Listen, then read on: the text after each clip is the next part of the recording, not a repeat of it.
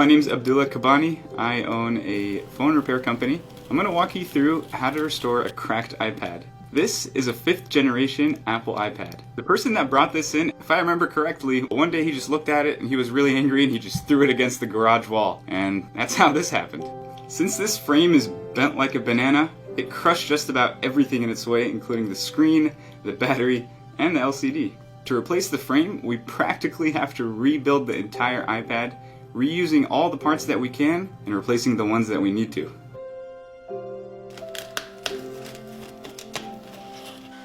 This screen is destroyed, so we're just going to yank it out. To get started, we have to loosen up the adhesive that's holding the screen down into the frame. Normally we use some heat with a heat pad, but this frame was so bent that it wouldn't sit down flat, so we have to use a heat gun. As I heat up and loosen up the adhesive, I'll use my blade to pry the glass up from the frame.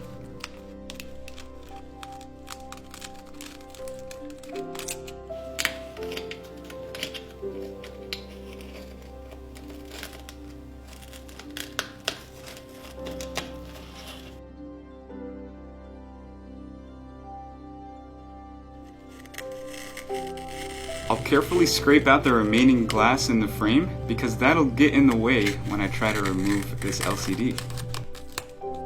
I'll remove the remaining glass with a scalpel.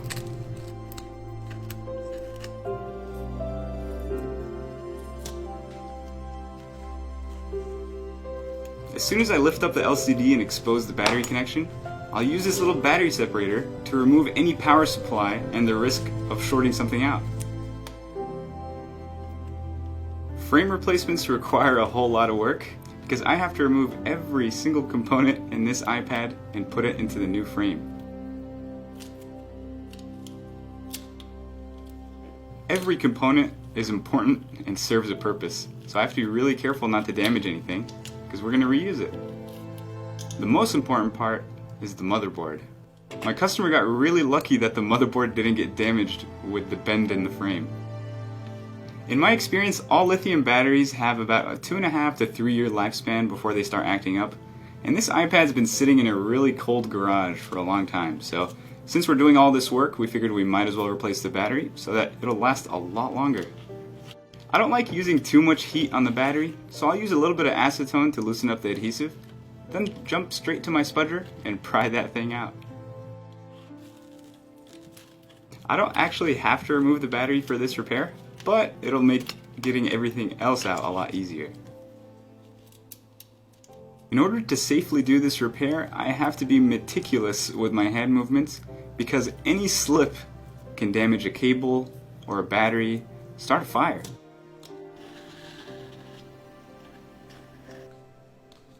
To get started with the reassembly, we'll install the power and volume buttons just before installing the motherboard. I'm using my screwdriver and some screws to hold it in place. Some components require screws and others just adhesive.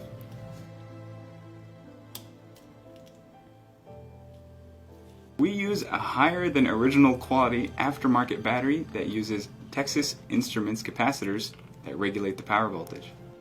I use my tweezers, my screwdriver, and my battery separating tool because even though I'm putting the battery back in, I still don't want it to give any power to the motherboard until I have everything else plugged in. I'll use some heat to loosen up the adhesive underneath the home button. We'll have to transfer that one over to the new screen, otherwise the fingerprint functionality won't work anymore. Broken glass shards often get stuck to the adhesive underneath the home button, so I have to be really careful because those can damage the new screen.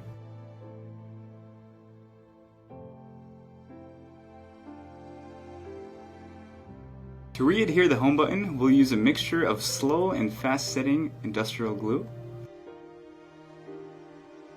I use 4 different types of glue to seal the screen down onto the frame.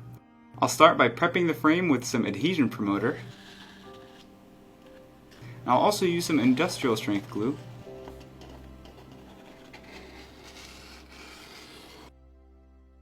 And a few drops of super glue so that it sets fast just before we clamp it.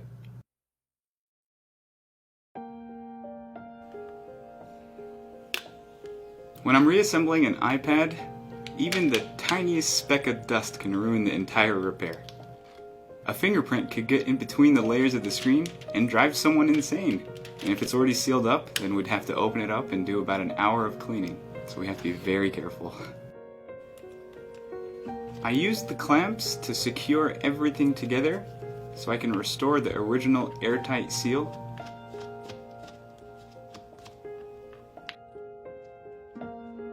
Normally I would have to leave them on for days, but thankfully, since I used a few drops of super glue, I only have to leave it in for 20 minutes.